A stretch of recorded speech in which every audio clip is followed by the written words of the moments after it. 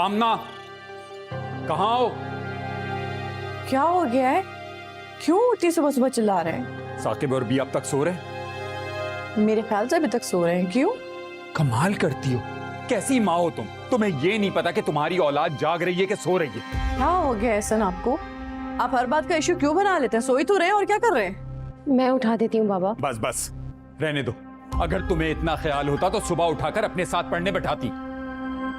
लेकिन बाबा इतनी सुबह वो दोनों नहीं उठते। क्यों? तुम उठ सकती हो, वो नहीं उठ सकते।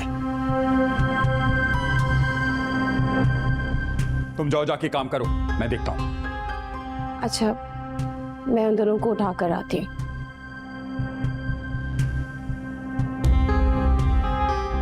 एक कप कॉफी भिजवा दो ऊपर।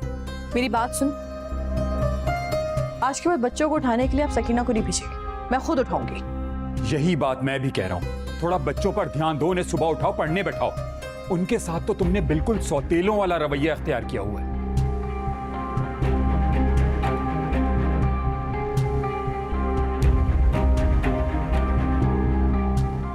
क्या हुआ तुम्हारे बाप को सुबह सुबह? मामा, मैं लॉन में बैठ के पढ़ रही थी। उन्होंने इस बात में हंगामा करना शुरू कर दिया कि मैं अकेली क्यों पढ़ रही हूँ, बी और साकिब को क्यों नहीं पढ़ा रही। बिना पता नहीं कब बचपना खत्म होगा इनका। आपको पता? हाँ तो थी, लेकिन इसमें कसूर तुम्हारे बाप का है। क्या जरूरत है उनको सकीना को भेजने की जब वो उसके कंट्रोल में नहीं है? तो क्यों उठाया इतनी सुबह सुबह को मामा? बेटा तुम्हें पीएचडी करवानी है इसलिए। और ये मैं क्या सुन रही हूँ, तुम बड़ों से बदतमीजी करने लग गए। क्या किया तुमने सकीना के साथ? जाहिर सी बात है, सुबह सुबह को दरवाजा नॉक करेंगे तो मैं गेट लॉस ही बोलूंगा ना। तो मैं भी बताती हूँ। चलो अब उठ गए तो नाश्ता करो। इस घर में सभी पागल उठ चुके हैं, दिमाग खराब हो गया सबका।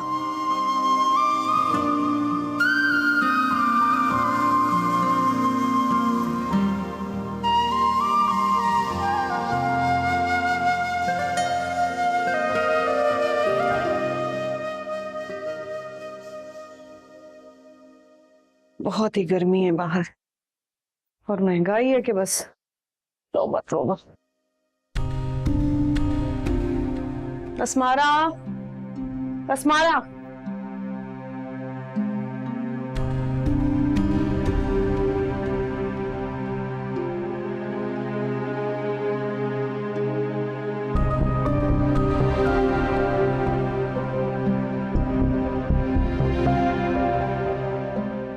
परवा, बेटी क्या सोच रही हो? अब्बा, अम्मा पहले भी तो खुद जा सकती थी सामान लेने, फिर मुझे क्यों भेजा करती थी? बेटा, अगर पता होता कि जिंदगी इतने गहरे रोग देने वाली है तो वो हरगिज ऐसा ना करती। न जाने कितने। जिल्लत किसे कहते हैं? मैंने पूरी शिद्दत से खौफ महसूस किया, जिल्लत महसूस किया। मेरा ज़हन बार बार ये बात दोहराता है कि जो कुछ भी मेरे साथ हुआ वो सिर्फ अम्मा की वजह से हुआ। हब्बा, ये सब कुछ अब मेरे माजी का एक हिस्सा बन चुका है। फरवा, माजी को भुलाने से ही जिंदगी आगे बढ़ेगी। लेकिन लोग भूलने नहीं देते, इंसल्ट करते। फूफो ने ताया अब्बू और हारिस भाई के सामने बोला, ये पता नहीं ये अगवा हुई थी या भाग गई थी। भाभी को मेरी बेटी के बारे में ऐसा नहीं कहना चाहिए था। वैसे तेरे घर वाले जो है ना, दो धारी तलवार है, दो धारी तलवार। वो तेरी मीसनी बहन जो बड़ी सियानी बनती है कहकर गई है कि भाभी फरवा का मेडिकल चेकअप करवा लेना। ना उसे शर्म नहीं आ रही मेरी बेटी के बारे में इस तरह की बातें करते हुए?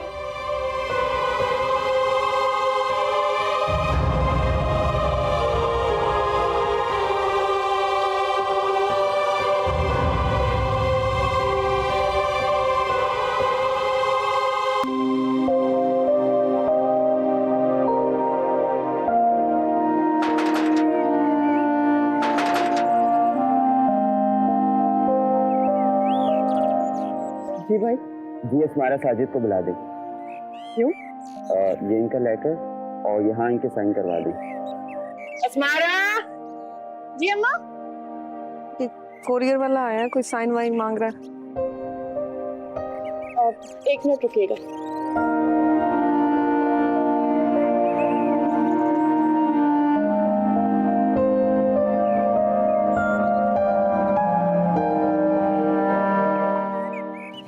क्या हो गया? अब्बा, अब्बा, ये देखे, मैंने ना रेजिडेंस के लिए दरख्वास्त दी थी और वो एक्सेप्ट हो गई। क्या सच? अल्लाह का शुक्र है, ये अल्लाह की पाक जात का करम है बेटा, जो इतनी आसाइशें इनायत करता है। पहले उस बेचारे कोरियर वाले को तो भेज दो, फिर खुशियां मना लेना। कितनी जल्दी है तुझे अपने अब्बा को बताने की? माँ तो तुम सबकी दुश्मन है ना। अम्मा वो खुशी में जहर से निकल गया। चलो शुक्र है, गंदे मोहल्ले से जान भी छूटेगी। इसी गंदे मोहल्ले ने कितने ही दिन तुम्हें खाने बना कर दिए हैं और तुम्हारी हर जरूरत में काम आया है। और जब जब इन्हें मौका मिला ना, कीचड़ उछालने से भी बाज नहीं आई। अरे कुछ नहीं होता, जो लोग कीचड़ उछालते हैं ना, उनके अपने हाथ भी गंदे होते हैं। अब्बा, आपको पता है ऑफिस के बहुत ही करीब रिहाइश मिली है और ये लोकल ट्रांसपोर्ट के किराए से भी जान छूट जाएगी और डेली का इतना लंबा सफर भी नहीं करना पड़ेगा। बेटा मुझे जल्दी से वजू करा दे, मुझे शुक्राने के नवाफिल। हम गरीबों की भी सुने, पर जाने से पहले ना ये मोहल्ले वालों को तो ऐसा सुना कर जाऊंगी कि जिंदगी भर याद रखेंगे। तुम्हें कोई नहीं समझा सकता, जरूरत भी नहीं है। अम्मा, आप ना तैयारी पकड़ लें, नेक्स्ट वीक तक हम लोगों ने जाना है और तुम भी। शुक्र है मेरे मालिक, शुक्र है तेरे।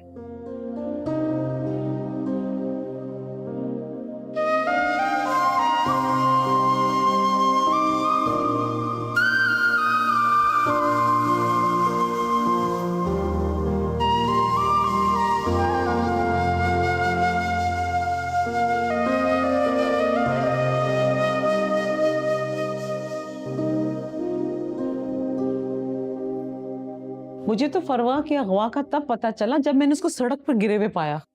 फरवा अगवा हो गई थी?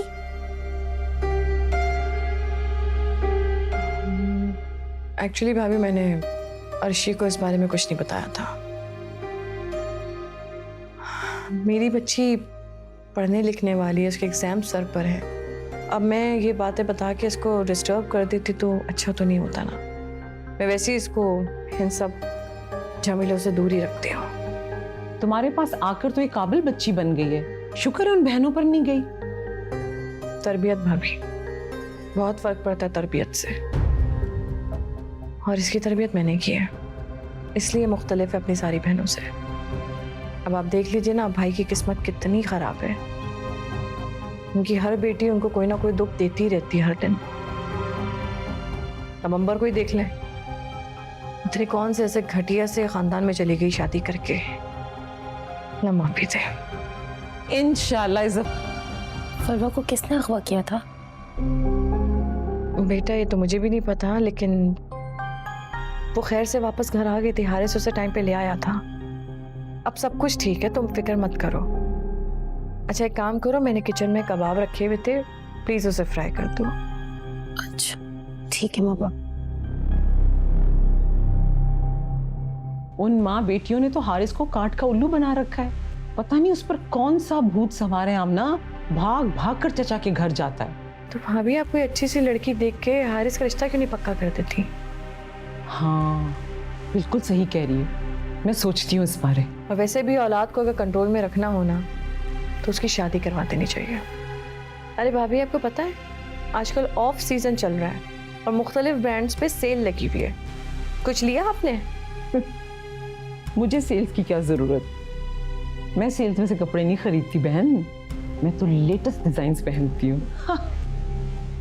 जी बिल्कुल, न्यू अराइवल ना। यस।